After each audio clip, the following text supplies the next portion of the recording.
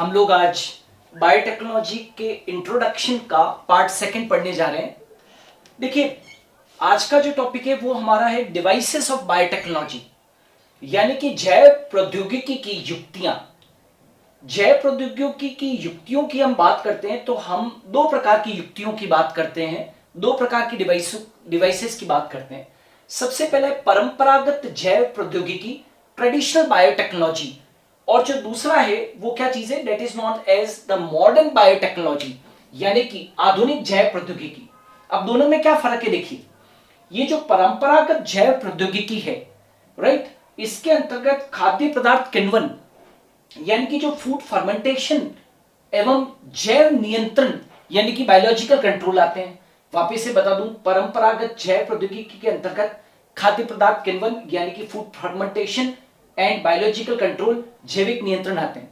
लेकिन जब हम बात आधुनिक जैव प्रौद्योगिकी की करते हैं, क्योंकि हम लोगों का जो फोकस है इस यूनिट के अंदर वो पूरा के पूरा जो है वो आधुनिक जैव प्रौद्योगिकी के ऊपर रहेगा, तो हम इसके ऊपर बात करते हैं कि आधुनिक जैव प्रौद्योगिकी के अंतर्गत क्या आते हैं। तो इसके अंतर्गत वे सभी तकनीकें शामिल हैं जो अत्यंत जटिल एवं क्या है, खर्चीली है। इसके अंतर्गत वे सभी तकनीकें हम शामिल करते हैं जो बहुत जटिल और कैसी खर्चीली तकनीकें हैं। अब इसके अंतर्गत क्या क्या शामिल है, आधुनिक जैव प्रौद्योगिकी में किस किस चीज का अध्ययन किया जाता है वो देखें। एम्ब्रियो ट्रांसफर इन एनिमल्स, यानी कि पशुओं में जो भ्रूण स्थानांतरण तकनीक है वो इस आधुनिक जैव प्रौद्योगिकी के अंतर्गत शामिल की जाती है। एम्ब्रियो ट्रांसफर इन एनिमल्स यानी कि पशुओं में भ्रूण स्थानांतरण। नंबर 2, जो आधुनिक जैव प्रौद्योगिकी की सबसे जो बेस्ट ब्रांच है और वो है पुनर्योगज डीएनए प्रौद्योगिकी, जिसके अंतर्गत हम पूरा के पूरा जो है वो रिकॉम्बिनेंट डीएनए टेक्नोलॉजी को डिस्कस करेंगे। आने वाली वीडियो के अंदर हम बहुत ज्यादा इसके ऊपर फोकस करने वाले हैं। पुनर्योगज डीएनए प्रौद्योगिकी यानी कि रिकॉम्बिनेंट डीएनए टेक्नोलॉजी भी आधुनिक जैव प्रौद्योगिकी के अंतर्गत ही शामिल है। मोनोक्लोनल एंटीबॉडी प्रोडक्शन, चिकित्सा के क्षेत्र में आजकल इसका उपयोग हो रहा है। मोनोक्लोनल एंटीबॉडी प्रोडक्शन यानी कि एक क्लोनी प्रतिरक्षी उत्पादन भी इसमें शामिल है। सूक्ष्म जीवों की आनुवांशिक अभियांत्रिकी यानी कि जेनेटिक इंजीनियरिंग ऑफ माइक्रोब्स। आप जानते हैं कि बायोटेक्नोलॉजी के अंदर माइक्रोब्स का भरपूर उपयोग होता है, तो जेनेटिक इंजीनियरिंग ऑफ माइक्रोब्स यानी कि सूक्ष्म जीवों की आनुवांशिक अभियांत्रिकी। पशुओं की आनुवांशिक अभियांत्रिकी, जेनेटिक इंजीनियरिंग ऑफ एनिमल्स। फिर पौधों की आनुवांशिक अभियांत्रिकी, जेनेटिक इंजीनियरिंग ऑफ प्लांट्स। उत्तक संवर्धन यानी कि टिश्यू कल्चर टेक्निक। बायोसेंसर, जैव संवेदक। बायोचिप्स यानी कि जैविक चिप्स और बायोफिल्म। ये जितनी भी युक्तियां हैं जैव प्रौद्योगिकी की वो किस में शामिल है, आधुनिक जैव प्रौद्योगिकी के अंतर्गत शामिल है। ऑल दीज 10 जो मैंने यहां पर युक्तियां लिख रखी है वो सब मॉडर्न बायोटेक्नोलॉजी में शामिल है। एक बार मैं फिर से बता दूं, एम्ब्रियो ट्रांसफर इन एनिमल्स, पशुओं में भ्रूण स्थानांतरण। पुनर्योगज डीएनए तकनीक यानी कि रिकॉम्बिनेंट डीएनए टेक्नोलॉजी। एक क्लोनी प्रतिरक्षी उत्पादन यानी कि मोनोक्लोनल एंटीबॉडी प्रोडक्शन। सूक्ष्म जीवों की आनुवांशिक अभियांत्रिकी, जेनेटिक इंजीनियरिंग ऑफ माइक्रोब्स। पशुओं की आनुवांशिक अभियांत्रिकी, जेनेटिक इंजीनियरिंग ऑफ एनिमल्स। पौधों की आनुवांशिक अभियांत्रिकी, जेनेटिक इंजीनियरिंग ऑफ प्लांट्स। उत्तक संवर्धन यानी कि टिश्यू कल्चर टेक्निक। बायोसेंसर यानी कि जैव संवेदक, और बायोचिप्स यानी कि जैविक चिप्स और बायोफिल्म।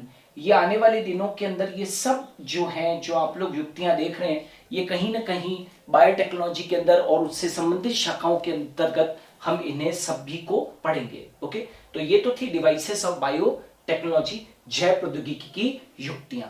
अब हम आते हैं भारत में जैव प्रौद्योगिकी यानी कि बायोटेक्नोलॉजी इन इंडिया, इसका विकास कैसे हुआ है। इस वीडियो के अंदर हम बायोटेक्नोलॉजी इन इंडिया के अंदर जो विकास हुआ है उसके ऊपर थोड़ा सा फोकस डालेंगे और नेक्स्ट वीडियो के अंदर हम इसे और ज्यादा डिटेल में पढ़ेंगे।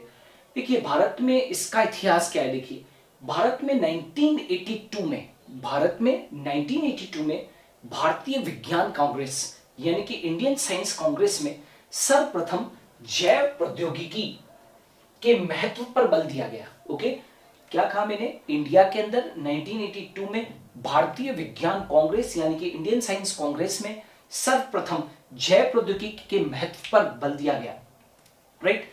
इसके परिणाम स्वरूप national biotechnological board NBTB national biotechnology board का क्या किया गया, गठन किया गया, जिसका उद्देश्य क्या था, जिसका उद्देश्य था देश में जैव प्रौद्योगिकी बायोटेक्नोलॉजी संबंधी गतिविधियों का क्या करना, समन्वय करना, कोऑर्डिनेशन करना, ये इसका उद्देश्य था। और ये जो नेशनल बायोटेक्नोलॉजी जो बोर्ड था, प्रारंभ में ये भारत सरकार के विज्ञान एवं प्रौद्योगिकी विभाग यानी कि साइंस एंड टेक्नोलॉजी जो डिपार्टमेंट था उसके अधीन था। मतलब प्रारंभ में जो ये विभाग था ना, that is national biotechnology board, right, ये किसके अधीन आता था, विज्ञान और प्रौद्योगिकी विकास जो था भारत सरकार का उसके अंतर्गत आता था। लेकिन आगे चलकर जैव प्रौद्योगिकी के महत्व को देखते हुए, क्योंकि ये इतनी महत्वपूर्ण शाखा है, तो जैव प्रौद्योगिकी के महत्व को देखते हुए सन 1986 के अंदर 1986 में स्वतंत्र रूप से जैव प्रौद्योगिकी विभाग यानी कि डिपार्टमेंट ऑफ बायोटेक्नोलॉजी DBT की स्थापना कर दी गई। ओके, क्या कर दी गई, DBT की स्थापना कर दी गई थी।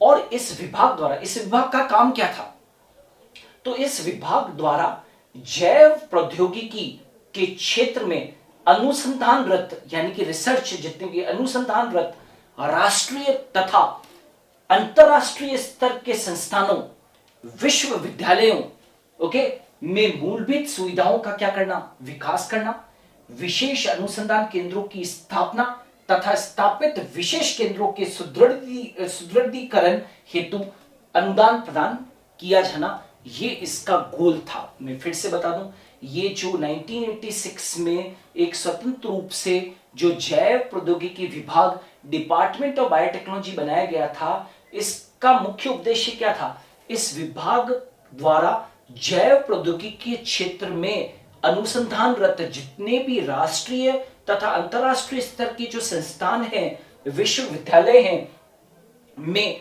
जो फंडामेंटल सुविधाएं हैं, मूलभूत जो सुविधाएं हैं, उनका विकास करना इसका मुख्य उद्देश्य था।